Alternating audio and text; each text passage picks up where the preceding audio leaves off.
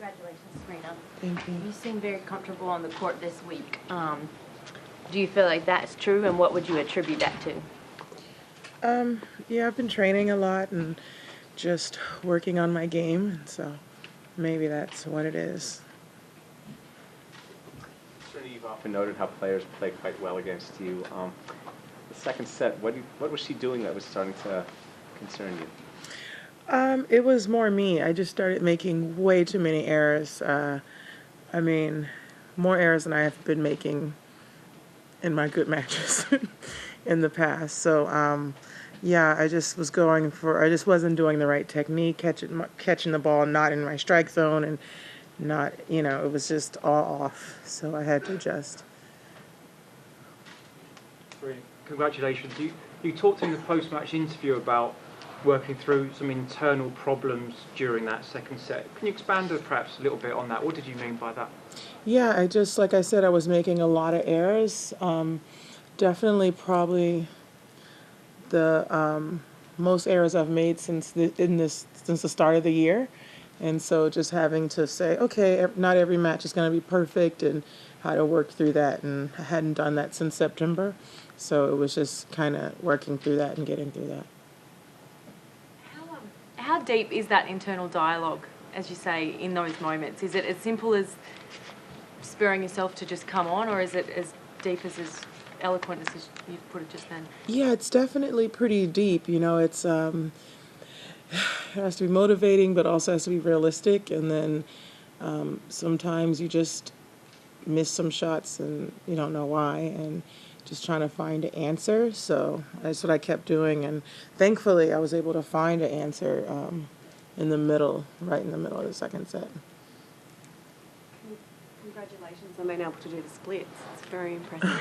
Is that like your training? You talked about the different things that you're doing, bringing boxing and dancing and all the rest of it in. Is that a new thing that you've brought in the last few years? Have you always tried to sort of, keep things interesting, I suppose? I don't generally box. So sometimes I do. It depends on what season. Some seasons I do, some seasons I don't. It's not great for my nails, literally.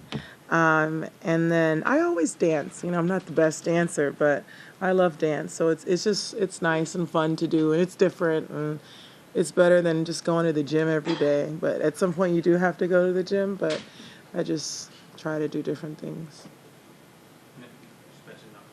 A match since September, and you haven't played any post-U.S. Open tournaments, I guess, since 2014. So you're pretty... Really? 2014? Yeah. No. I don't believe that. I need evidence. No, that's right. No. So that means you're pretty committed to this schedule, I would think, then. You could let you think through it, but yeah. 2014. Yeah. What Time flies. Yeah, sure. What has that new sort of mode been like for you? Does it help shortening your season on your own, and how does it set you up here where you've maybe more rust but also pressure? I don't know, to be honest. I actually did plan on playing the championships. I had no idea I was going to qualify, and thank God I didn't. I was so happy I didn't qualify. But I was training through it, and I was like, oh man, Lord, I got to get ready. But so I would have played, but I didn't qualify. So that's the only thing.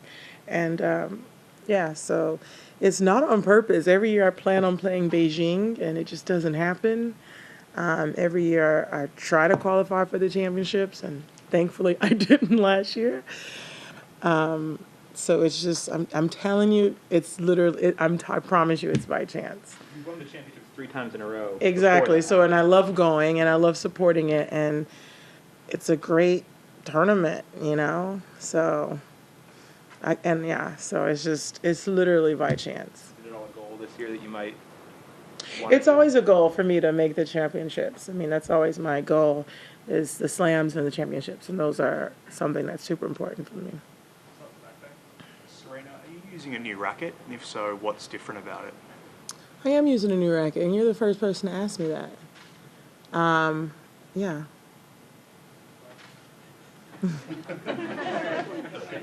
It's Wilson. I love Wilson. I was going to ask you about your nails, but you mentioned them already for us. We got a few close-ups when you were out on the court tonight. Is there a koala there somewhere? Oh, yeah, there's a koala on my nails, you know, those poor koala bears, so, yeah. I have a girl koala and a guy koala. Do they have names? No, but the girl's on the left and the guy's on the right.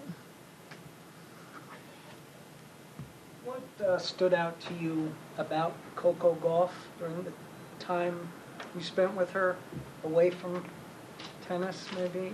And from what you've seen of her on the court, what's struck you about her so far?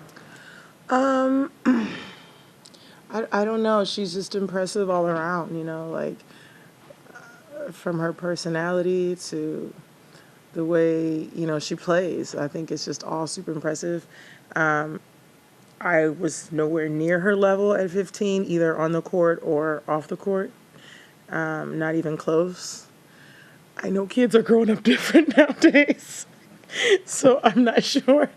But I was nowhere near as, like, smart and eloquent as she is. So it's nice to see. Serena, the race among American women for the Olympics this year could get very interesting because there's so many good players and only 4 can make it. I'm wondering, are you keeping an eye on that? You're obviously in good position, but are you curious to see who's going to make it, and what are your thoughts on how competitive it is? Yeah, I mean, I definitely have some opportunities. I didn't do well in the hard season or the clay season, so I have a great opportunity to make sure I keep a spot if I win my matches. So, yeah, it's gonna be it's a lot of Americans. I played so many last week or the week before, and it's good. It's good to see. So we'll see. Hopefully I can make it, and if not, you know, it's not the end of the world. I've played a lot of Olympics, so it'll be good. If at the end of this year Venus, who is on her second 40s, would decide to retire, how sad would you be? How would be different for you to keep playing when she's not around, when she could not be around anymore next to you? Venus will outplay me for sure. She loves tennis a lot, and she works hard on it and just gets unlucky at sometimes, but health-wise, obviously. But she definitely, I mean, I can't speak for her, but it would be sad. But Sorry, two more, just one second row. We just got word that you're going to star in an Uber Eats commercial with one of our famous comedians, Magda Zidanšek. Can you tell us about that experience? it was so fun. It was amazing to work with her. Honestly, I was laughing the whole time. She's hilarious.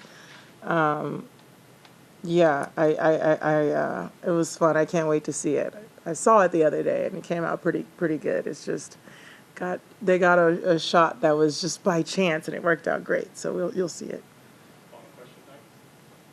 So I actually wanted to ask about Coco again. You know, you might meet her if she goes through the next round. Yeah. So any thoughts about that? Well, we both have to win the next round, so we'll see. I think she's a good chance to keep winning. She's such a fighter, and I just gotta keep doing what I do. You know, I gotta play everyone at every point, so we'll see. Thanks for watching ESPN on YouTube, and for more sports highlights and analysis, be sure to download the ESPN app, and for premium content plus live streaming, make sure to subscribe to ESPN Player.